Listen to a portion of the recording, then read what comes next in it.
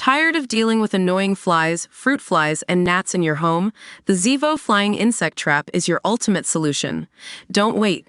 Check out the link in the video description now to get your Zevo Flying Insect Trap on Amazon and enjoy a bug-free home today. Welcome to the Kanye Scope, where creativity and innovation meet.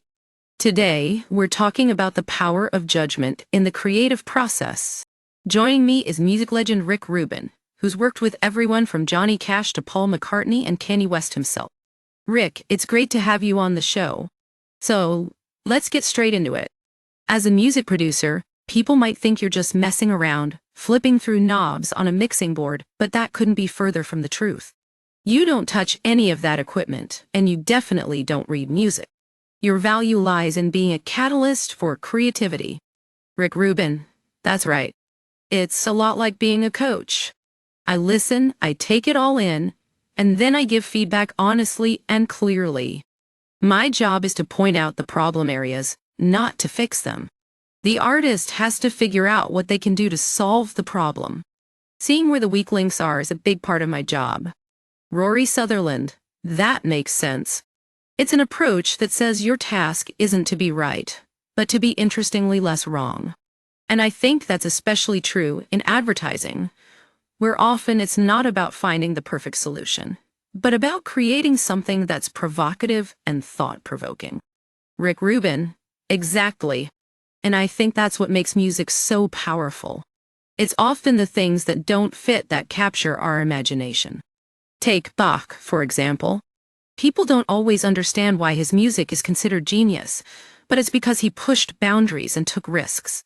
That's what makes it interestingly less wrong. Rory Sutherland, I love that analogy.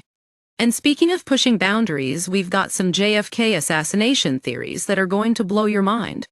Rick, have you ever delved into any of those conspiracy theories? Rick Rubin laughs. Well, I'm not one for conspiracy theories, but I do think it's interesting how our perceptions can be skewed by what's fashionable. The downside to being middle class is that our taste is constrained by what's fashionable. Rory Sutherland, that's so true. It's like our opinions are influenced by what we're supposed to like, rather than what really resonates with us. And I think that's where your approach as a producer comes in, helping artists tap into their own unique voice and perspective. Rick Rubin, exactly.